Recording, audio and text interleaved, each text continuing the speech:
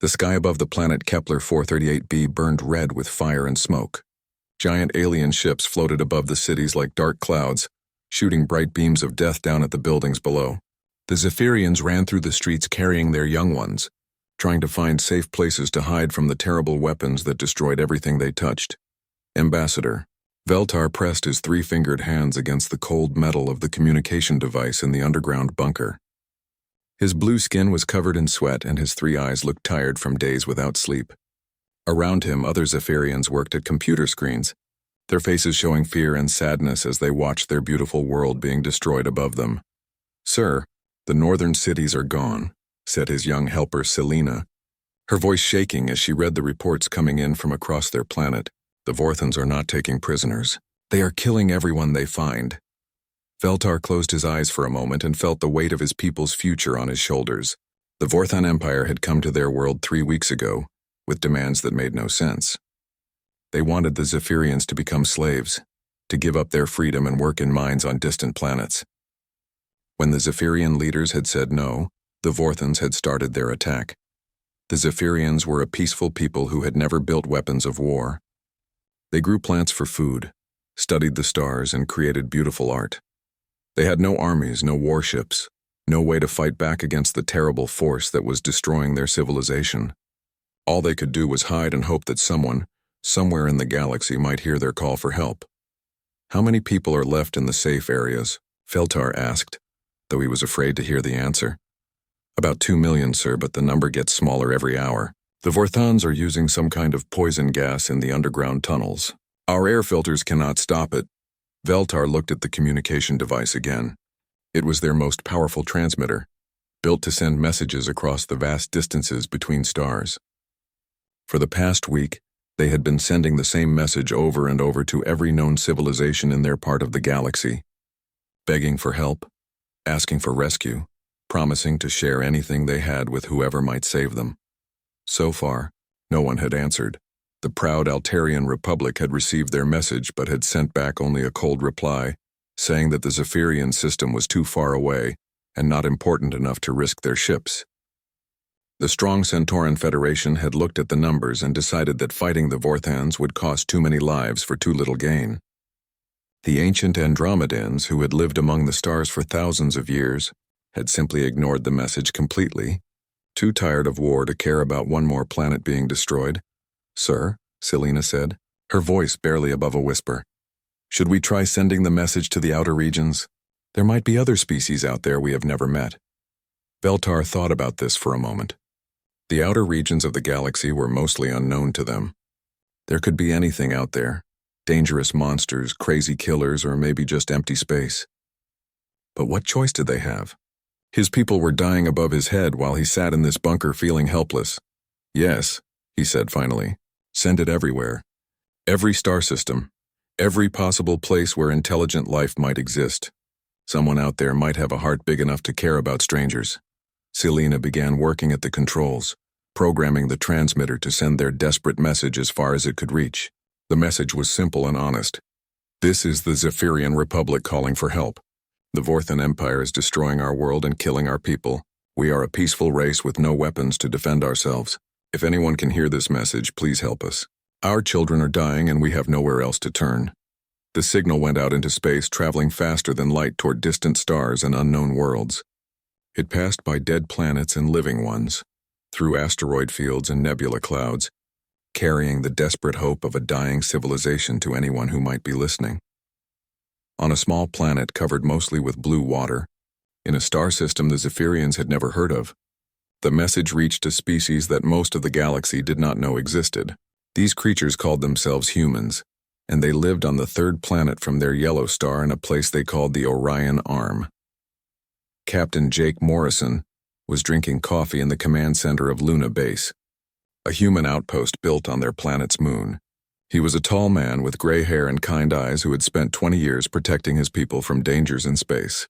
The night shift was usually quiet, with nothing more exciting than routine reports from patrol ships or supply runs to the outer colonies. But tonight was different. Lieutenant Amy Carter, a young woman with bright red hair, suddenly sat up straight at her station and called out, "Captain, I'm picking up something strange."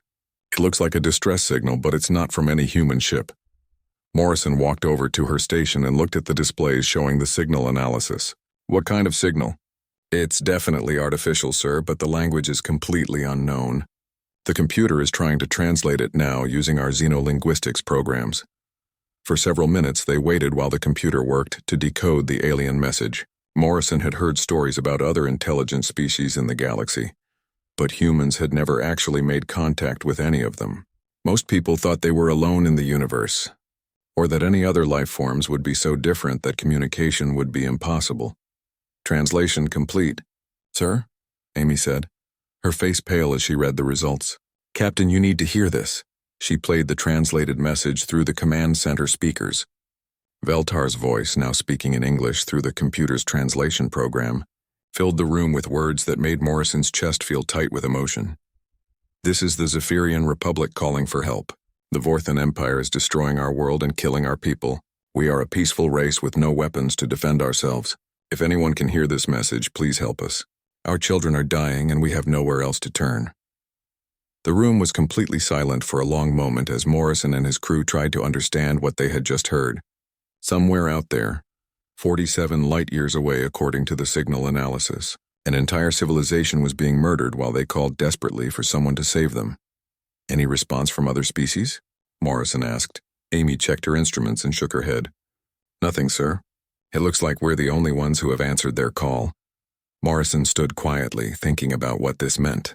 In all of human history, whenever someone had called for help, humans had tried to answer. It did not matter if the person was a stranger, an enemy, or someone from the other side of the world. When humans heard someone crying for help, their first instinct was always to help first and ask questions later. Patch me through to Admiral Patricia Davis at Earth Command, Morrison said, his decision already made in his heart. Admiral Patricia Davis sat in her office on Earth, looking out the window at the blue sky and white clouds that covered her home planet. She was a strong woman with silver hair and sharp eyes who had spent her whole life in the military, protecting humanity from dangers in space. When Captain Morrison's call came through on her personal communication device, she was reading reports about new colony ships being built in the orbital shipyards. Admiral Davis here, she said, touching the button that activated the holographic display showing Morrison's face. Ma'am, we have a situation that requires immediate attention, Morrison said, his voice serious and urgent. We've received a distress call from an alien species called the Zephyrians. They're being attacked by something called the Vorthan Empire and they're asking for help. Davis leaned forward in her chair, interested but cautious. What do we know about these species, Captain? Very little, ma'am. The Zephyrians seem to be peaceful people with no military capabilities. The Vorthans appear to be some kind of aggressive empire that destroys other civilizations. The Zephyrian signal suggests they're facing complete extinction, and their location? 47 light-years from Earth in what we call Sector 7 Delta. It would take our fastest ships about 6 days to reach them. Davis was quiet for a moment, thinking about what this meant. Humanity had always wondered if they were alone in the universe, and now they had proof that not only were there other intelligent species out there, but some of them were in terrible danger. The question was whether Earth should get involved in an alien war that had nothing to do with them. Captain, what's the strategic value of helping these Zephyrians? Davis asked, though she already suspected what the answer would be. None that we can determine, ma'am. They have no resources we need, no technology we want, and no military alliance to offer us. They're simply asking for help because they're dying. Davis stood up and walked to her window again, looking down at the busy streets of Geneva, where people were going about their daily lives, completely unaware that aliens existed and some of them needed rescue. In her 40 years of service, she had learned that the most important decisions were often the ones that seemed to have no practical benefit. Captain Morrison, I want you to prepare a detailed report on everything we know about this situation, and send it to all fleet commanders immediately. We're going to need every available ship. Ma'am, are you saying we're going to help them? Captain, in all of human history, when someone has called for help and we had the power to answer, we have never asked what we would get in return. We help because it's the right thing to do. Within 4 hours, the call went out across all human space. Every military base, every colony, every space station received the same message. Unknown aliens were facing genocide, and Earth was going to help them. What happened next surprised even Admiral Davis, who thought she understood her own species. Volunteer requests flooded in from every corner of human civilization. Captain Ben Harrison, who was supposed to be retired and living on Mars with his family, called his old commander and demanded to be put back in service. Lieutenant Commander Sarah Mitchell, who was on medical leave after being injured in a training accident, declared herself fit for duty and refused to take no for an answer. Colonel Lisa Rodriguez, who ran the supply operations for the entire Third Fleet, worked for 18 hours straight to organize food, medicine, and ammunition for a mission that might last months. Dr. Nathan Brooks, the best xenobiologist in human space, canceled his vacation and began studying everything they knew about alien physiology in case they needed to provide medical aid. But the most surprising response came from the civilian population. When news of the alien distress call leaked to the public media, ordinary people began showing up at military recruitment centers, asking to join the rescue mission. Factory workers, teachers, farmers, and shopkeepers all wanted to help save people they had never met on a world they had never seen. "Sir," reported Commander Ryan Phillips as he stood in Admiral Davis's office 3 days later, "we have more volunteers than we have ships to carry them. The first expeditionary fleet is ready to deploy with full crew complements, and we have enough reserve personnel to staff a second fleet if needed." Davis looked at the numbers on her computer screen and felt a mixture of pride and amazement. Humanity was about to launch the largest military operation in their history, not to conquer new territory or claim valuable resources, but simply to help strangers who had asked for aid. "What's our final ship count?" she asked. 12 battlecruisers, 36 destroyers, 48 frigates, 6 carrier groups with full fighter squadrons, and 200 support vessels, including hospital ships, supply transports, and mobile repair stations. Total personnel, 112,000. Supplies? Enough food, water, fuel, and ammunition for 6 months of sustained operations, plus emergency reserves. The engineering ships are equipped to establish forward bases and repair facilities if we need to stay longer.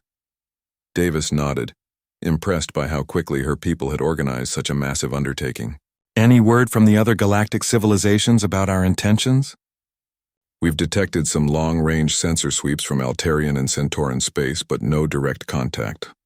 It seems they're curious about what we're planning to do." "Let them wonder," Davis said. "They had their chance to help and chose not to act. Now they can watch what happens when humans make a different choice."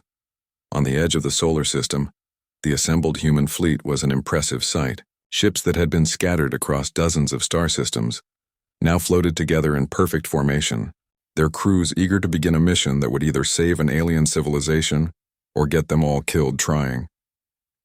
Captain Tony Rodriguez stood on the bridge of his battlecruiser, the ECS Thunder, and looked out at the other ships around him.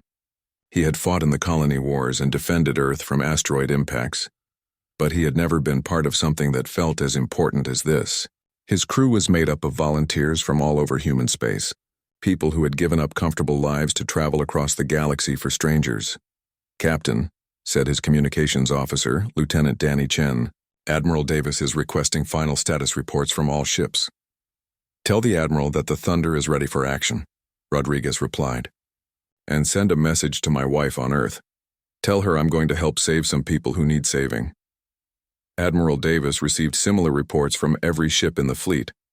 Captains and crew members who had never worked together before were functioning as a unified force, bound together by a common purpose that transcended personal safety or national interest. As the fleet prepared to enter hyperspace and begin their journey to the Zephyrian system, Davis opened a communication channel to address all personnel. "People of Earth," she said, her voice reaching every human ship in the formation, "we are about to do something that has never been done before. We are going to travel across the galaxy to help people we have never met, simply because they asked for our aid. Some of you may not come home from this mission, but you will have the honor of representing the best of what humanity can be." The fleet entered hyperspace as one, disappearing into the void between stars with a common goal: save the Zephyrians no matter what the cost. 6 days later, the human fleet dropped out of hyperspace at the edge of the Kepler 438 system, like a storm appearing from clear skies. Admiral Davis stood on the bridge of her flagship, the ECS Liberty, and watched as the tactical displays showed her the situation they had come to face. The Zephyrian homeworld was covered in smoke and fire, with massive alien ships floating above it like vultures waiting for something to die. "Admiral," reported Lieutenant Commander Kevin Torres from his communication station, "I'm detecting approximately 80 Vorthan vessels in the system. Most of them are concentrated around the planet, but they have patrol groups spread throughout the outer regions." "Ship classifications?" Davis asked, studying the data that appeared on her personal screen. 42 heavy cruisers, 24 destroyers, 8 what appear to be troop transports, and 6 massive vessels that our computers classify as planet killers based on their energy signatures. Davis felt her jaw tighten as she realized what those planet killers meant. The Vorthons were not just conquering the Zephyrian world, they were preparing to destroy it completely, leaving nothing behind but dead rock floating in space.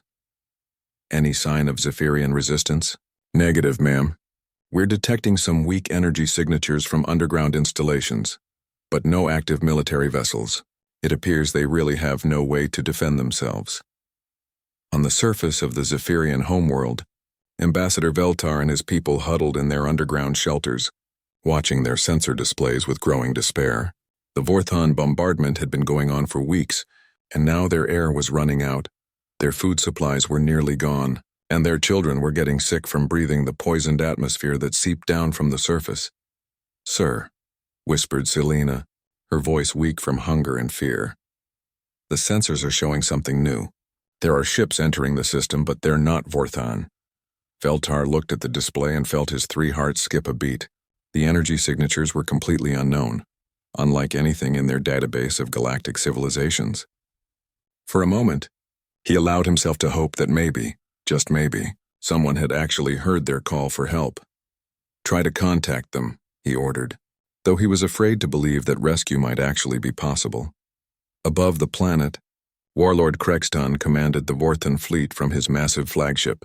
He was a creature built for war, with thick armor-like skin, powerful claws, and eyes that saw everything in terms of conquest and destruction. When his sensor operators reported the arrival of unknown ships, he barely looked up from the battle reports he was reading. "How many vessels?" he asked in a voice that sounded like grinding metal. "Approximately 300, my lord, but they appear to be from an unknown species. Their ship designs and energy signatures are not in our database."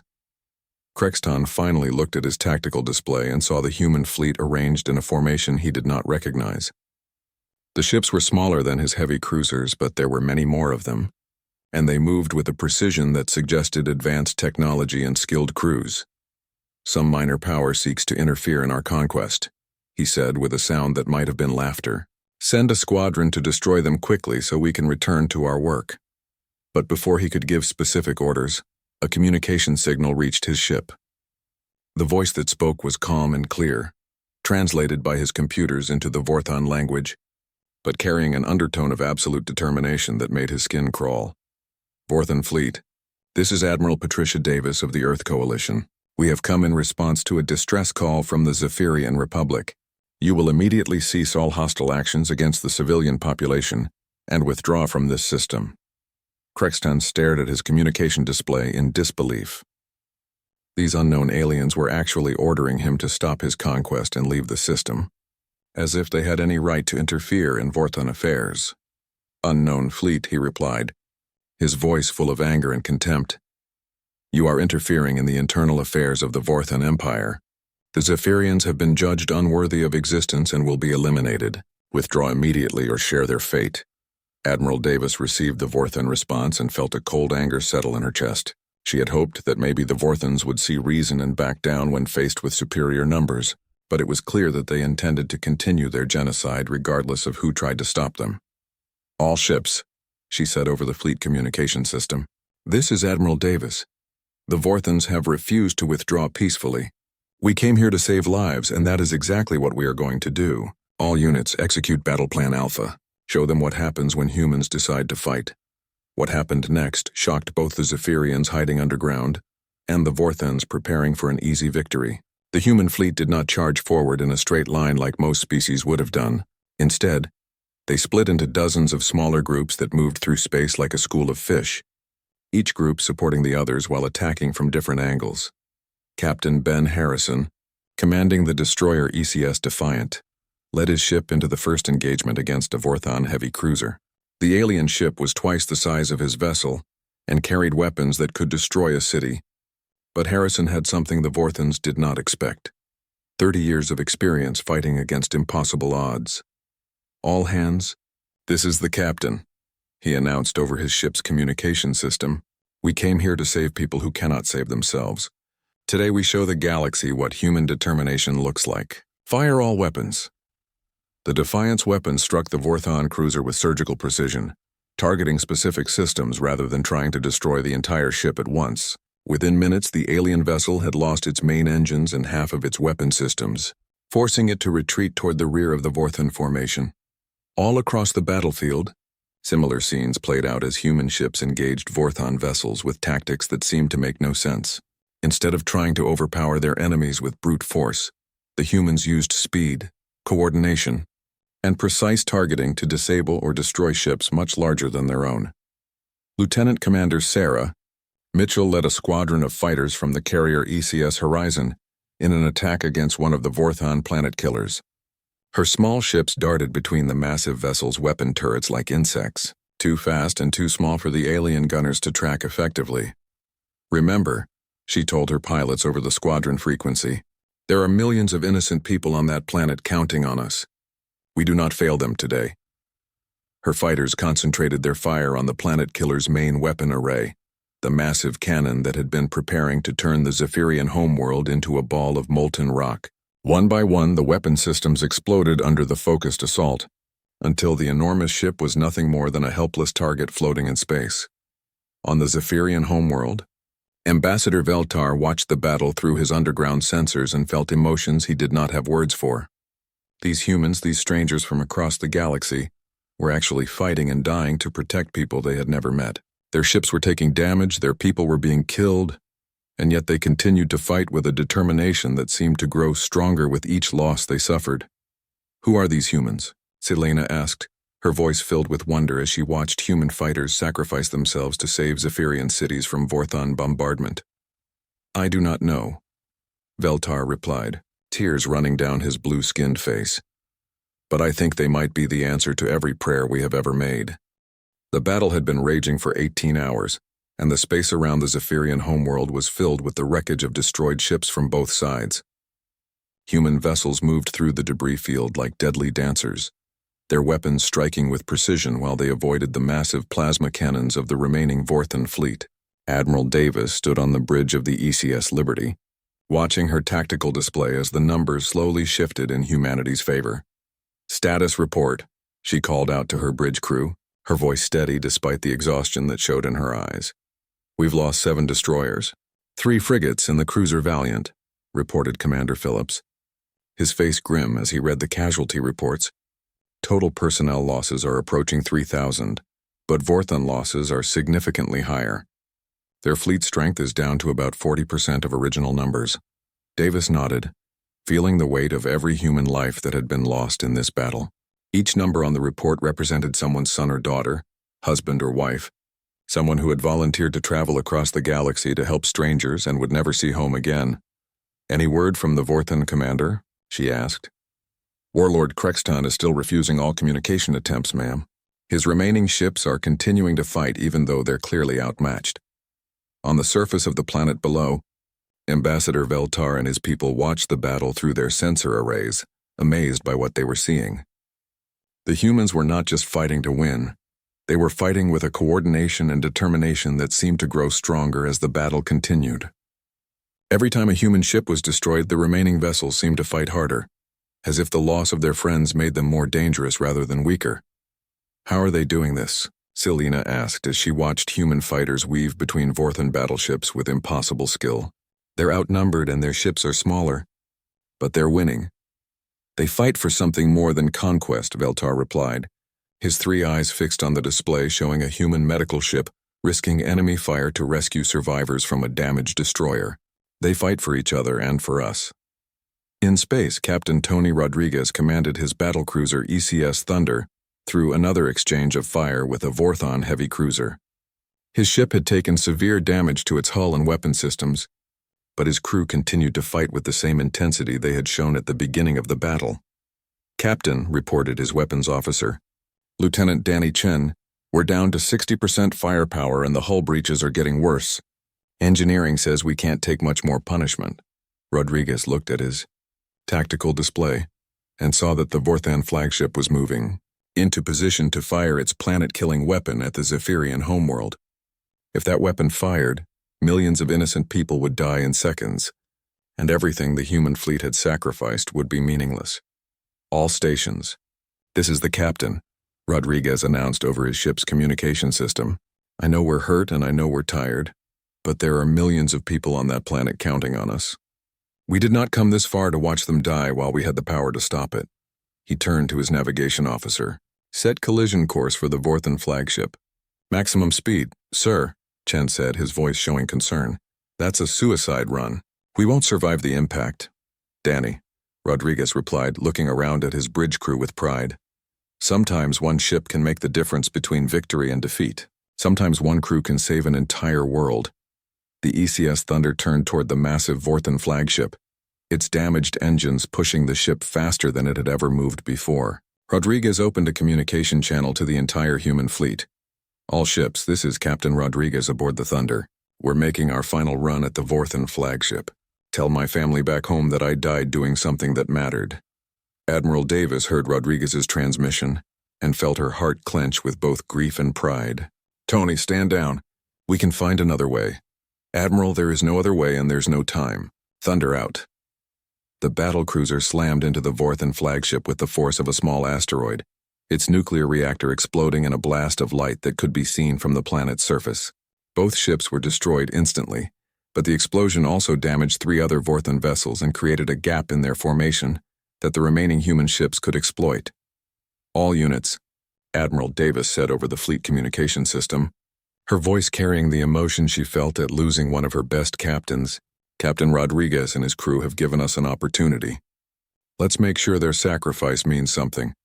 The human fleet poured through the gap in the Vorthan line, their weapons targeting the command ships and planet killers that posed the greatest threat to the Zephyrian population. Lieutenant Commander Sarah Mitchell led her fighter squadron in a desperate attack against the last remaining planet killer. Her small ships darting between its defensive weapons, like angry insects. This is for Captain Rodriguez and his crew, she told her pilots as they concentrated their fire on the massive weapon's main reactor. Make every shot count. The planet killer exploded in a ball of fire that lit up the entire system, taking with it the Vorthon's ability to destroy the world they had come to conquer. Without their superweapons and with most of their fleet destroyed or damaged, the remaining Vorthon ships began to retreat toward the edge of the system. Warlord Krextan, commanding from a heavily damaged cruiser, could not believe what had happened to his mighty fleet. The humans had fought like creatures possessed, sacrificing their own lives without hesitation to protect people they had never met. In all his years of conquest, he had never encountered an enemy that became more dangerous as they took losses. Sir, reported his surviving tactical officer, we're receiving a communication from the human admiral. Put it through, Krextan growled, expecting demands for surrender or threats of destruction. Instead, Admiral Davis's voice came through the speakers with an offer that shocked him. Warlord Krextan, your fleet is defeated and your mission has failed. We are prepared to allow your surviving ships to withdraw from this system unharmed, if you agree to leave the Zephyrians in peace. You would let us go? Krextan asked, confused by the concept of mercy from a victorious enemy. We came here to save lives, not to take them unnecessarily. Your people can go home to their families if you agree to end this conflict now. Krextan looked around at the wreckage of his once mighty fleet and realized that he had been defeated not just militarily, but morally. These humans had shown him what real strength looked like, not the power to destroy, but the wisdom to show mercy even to enemies. Human Admiral, he said finally, the Vorthan Empire will not return to this system. You have won more than a battle today. You have won the respect of a warrior who thought he understood what courage meant. As the surviving Vorthan ships limped away from the Zephyrian system, the human fleet began the work of rescue and recovery. Medical ships moved among the debris fields, searching for survivors from both sides. Engineering vessels began repairs on damaged human ships, while transport craft prepared to carry supplies down to the planet's surface. Dr. Marcus Webb, the fleet's chief medical officer, worked alongside Zephyrian doctors in makeshift hospitals, treating wounded from the battle and civilians who had been injured during the months of bombardment. Despite the language barriers and biological differences, human and Zephyrian medical teams quickly learned to work together, their shared commitment to healing overcoming all obstacles. "Doctor," said his assistant, Dr. Janet Ross, as she finished treating a young Zephyrian child who had been hurt in the fighting. "The alien physiology is more compatible with our medicine than we thought. We're actually able to help them." Webb smiled as he watched human and Zephyrian children playing together in the hospital corridors, their laughter a sound of hope after so much destruction. "Janet, I think we're going to learn that we have more in common with these people than anyone expected." 3 months after the battle ended, Ambassador Veltar stood in the rebuilt center of his capital city, looking up at the clear blue sky that had once been filled with smoke and fire. The Vorthon ships were gone, destroyed or driven away by the humans who had traveled across the galaxy, simply because someone had asked for help.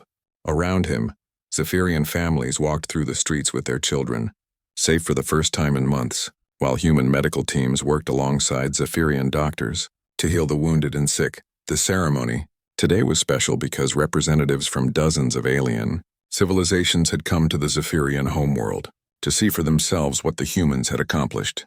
Word of the battle had spread across the galaxy like wildfire, and every major power wanted to understand what kind of species would risk everything to save strangers. Admiral Davis stood beside Veltar on the platform, wearing her dress uniform with the medals she had earned during the campaign.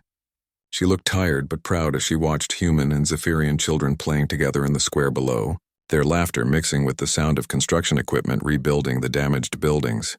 "Admiral," Veltar said in the human language he had been learning, "my people have been asking me the same question for weeks. Why did your species come to help us? What did you hope to gain?" Davis smiled and looked at the mixed crowd of humans and aliens below them. "Ambassador, in our culture, when someone calls for help, we help. It does not matter who they are, where they come from, or what they can give us in return. We help because it is the right thing to do." "But your people died for us," Veltar continued, his 3 eyes showing the confusion that many aliens felt when trying to understand human behavior. Captain Rodriguez and his crew, Lieutenant Murphy and her fighter squadron, Dr. Webb and his medical team. They gave their lives for people they had never met. "And because of their sacrifice, millions of your people are alive today," Davis replied. "In human thinking, that makes their deaths meaningful and honorable." In the crowd below, Dr. Marcus Webb's replacement, Dr. Janet Ross, worked with Zephyrian scientists to establish permanent medical exchange programs. The 2 species had discovered that while their biologies were different, many of their medical techniques could be adapted to help both races. Human technology was being combined with Zephyrian knowledge to create treatments that neither species could have developed alone. Captain Amy Carter, now promoted to commander after her service during the battle, walked through the crowd with a group of young Zephyrian students who were learning about human culture. They asked her endless questions about Earth, about human families, about why humans seem to care so much about helping others. Commander Carter asked a young Zephyrian named Kyleson, his blue skin bright with curiosity, "Is it true that humans will help anyone who asks, even if they are enemies?" Carter thought about the question for a moment, remembering stories from human history about soldiers who had risked their lives to save wounded enemies on battlefields. "Kyleson, humans believe that when someone is hurt or in danger, they stop being an enemy and become someone who needs help. We can worry about being enemies again after everyone is safe." Across the galaxy, the effects of the human intervention were being felt in ways that no one had expected. The Altarian Republic, which had ignored the Zephyrian distress call, suddenly found themselves facing internal pressure from their own citizens, who wondered why their government had not helped. Altarian protest groups carried signs asking why they could not be more like the humans, who risked everything for strangers. The Centauran Federation called emergency sessions of their military council to study human battle tactics and try to understand how such a small fleet had defeated the powerful Vorthon Empire. Their analysts spent weeks reviewing the battle recordings, trying to figure out how human coordination and determination had overcome superior numbers and firepower. Even the ancient Andromedans, who had not involved themselves in galactic affairs for thousands of years, sent ambassadors to meet with human representatives. They wanted to understand what drove this young species to act with such compassion and courage. On Earth, General Patricia Kennedy addressed the Global Defense Council in a session that was broadcast to every human colony and space station. "Ladies and gentlemen," she said, looking directly into the cameras that carried her words across human space. "6 months ago, we discovered that we are not alone in the universe. We learned that there are dozens of intelligent species among the stars, some peaceful and some aggressive." She paused and looked down at the report in her hands, which contained casualty figures and battle analysis from the Zephyrian campaign. "We also learned that when civilizations are in danger, most species ask the same questions. What will we gain? What will it cost us? Is it worth the risk? But humans ask different questions. We ask, who needs help? How can we help them? How quickly can we get there?" The audience in the council chamber was completely silent as Kennedy continued.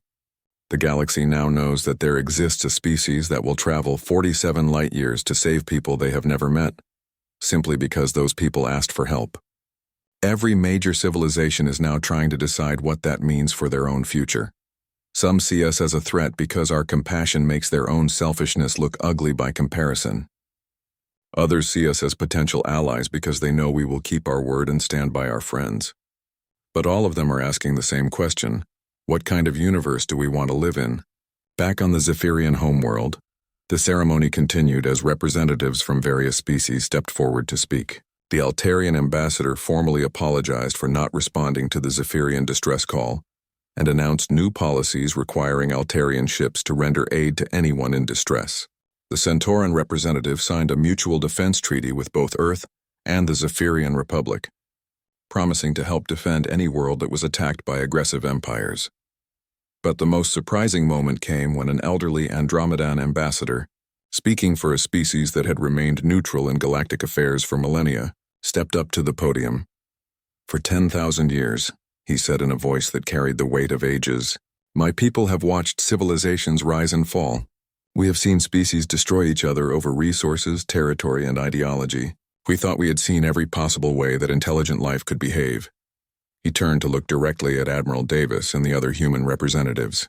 "But we had never seen a species that would risk everything for strangers. The humans have shown us something we thought was impossible. A civilization that measures its success not by what it takes, but by what it gives." The Andromedan ambassador reached into his robes and pulled out a small crystal device. "On behalf of the Andromedan collective, I present this to the human species. It contains the location of every habitable world in our databases, every species we have encountered, and every piece of knowledge we have gathered in our long existence. We give this to you because we trust that you will use it to help others, not to harm them." Admiral Davis accepted the crystal with hands that shook slightly from the weight of what she was receiving. "The knowledge of the oldest civilization in the galaxy, freely given because they trusted human compassion. Thank you," she said simply. "Because sometimes the most important moments require the simplest words." As the ceremony ended and the various ambassadors prepared to return to their homeworlds, Ambassador Veltar walked with Admiral Davis toward the human ships that would soon depart for Earth. "Admiral," he said, "what will your people do now? You have saved us. But there are surely other species out there who need help." Davis looked up at the stars that were beginning to appear in the darkening sky, each one representing countless worlds and unknown civilizations. "Ambassador, 3 days ago we received 14 new distress calls from different parts of the galaxy. Ships are already being prepared to answer every one of them. And your people volunteer for these missions? Veltar, we have more volunteers than we have ships to carry them. It seems that saving the Zephyrians taught the galaxy something important. Humans answer when someone calls for help." As the human fleet prepared to leave the Zephyrian system, they carried with them something more valuable than the Andromedan knowledge crystal. They carried the certainty that the universe was no longer a cold and uncaring place where civilizations faced extinction alone. Somewhere among the stars, someone would always be listening for calls for help, and humans would always answer.